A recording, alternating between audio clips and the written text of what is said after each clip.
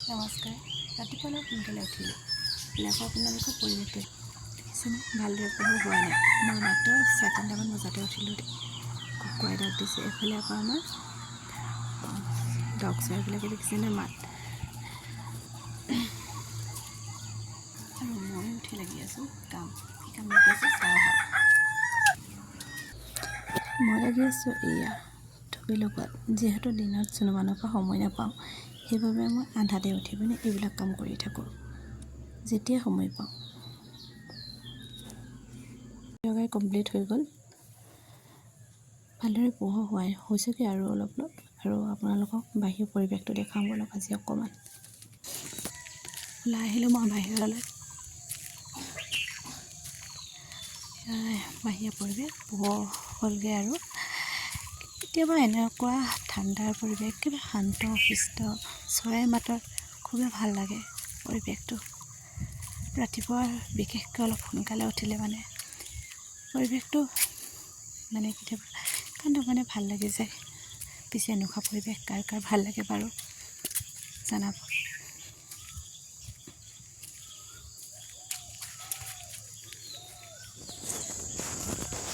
আমাৰ এফালে পথাৰ আছে, ইফালৰ পথাৰ ইফালৰ পথাৰ। যিহেতু আমাৰ ইয়াত ঘৰবিলাক খুব হেঙা, আঁতৰত ঘৰ আছে। এইফালে বেলি ওলোৱাই নাই, ওলাবলৈ আৰম্ভ কৰিব আৰু এতিয়া।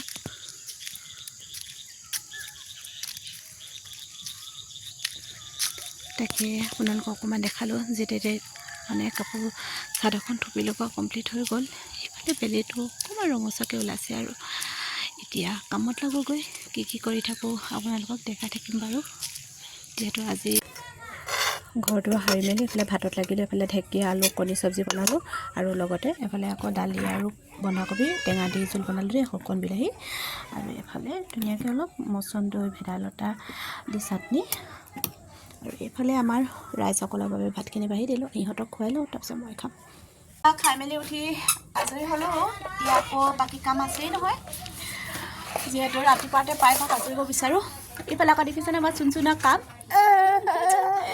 কি সেইটো কি কৰিম? এইটো না এইটো চি আছে, এইটো চি এইটো চি আছে।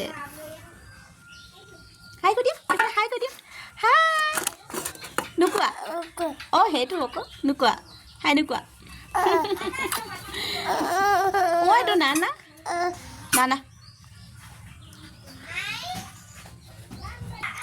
আৰু আপোনালোকক আজি মই বস্তু এটা দেখাম হা।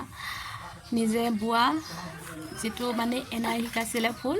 যেতিয়া এনাই ঘৰলৈ যাওঁ গৰম বন্ধ হৈছে, তেতিয়া এনাই শিকাইছিলে আৰু সেইটো মোৰ হেঁপাহ কিবা থাকি গ'ল আৰু এম্ব্ৰইডাৰী কৰিবলৈ এনাই শিকাইছিলে কিন্তু তাৰপিছত সেইটো হেঁপাহ থাকি গ'ল। এতিয়া এনেকুৱা হয়, ক'ৰবাত যদি মই কিবা এটা বস্তু দেখোঁ নহয়, সেই কামটো মই নকৰাকৈ কেতিয়াও থাকিব নোৱাৰোঁ।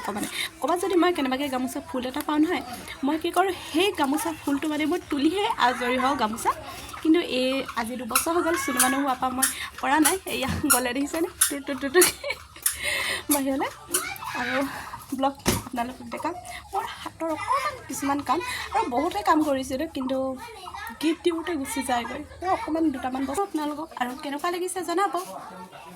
আহক চাওঁ। এখন মেখেলা ৰিবন এম্ব্ৰইডাৰী কৰিছিলোঁ। এতিয়ালৈকে পিছে চিলোৱাই নাই দেই, কৰিহে ৰাখি থৈছোঁ।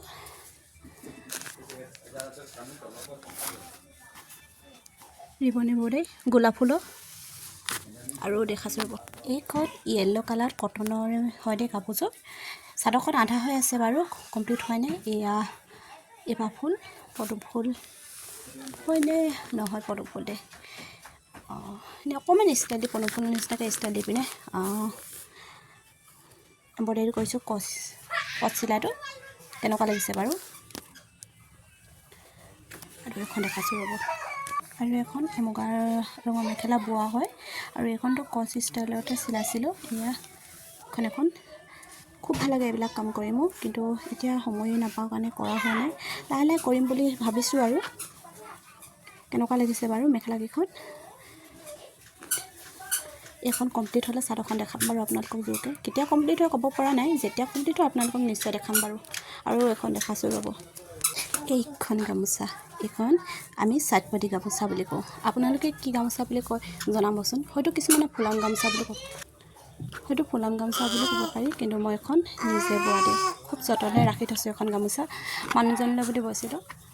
কেনেকুৱা লাগিছে বাৰু গামোচাখন। আৰু বাহিৰত অকণমান হুলস্থুল হৈ আছে, কাৰণ আজি ল'ৰা বহুতকেইটা আছে, নন্দাজনী ল'ৰাটো আছে, তাতে বহুত চিঞৰ বাখৰ আছে। দায়দোষ নকৰিব আৰু চিঞৰ বাখৰত, সৰু ল'ৰা থাকিলেতো চিঞৰ বাখৰ হয়েই। পিছে এতিয়ালৈ ভিডিঅ'টো ইমানে সামৰিছোঁ, আৰু ভিডিঅ'টো শেষলৈকে চোৱাৰ বাবে বহুত বহুত ধন্যবাদ।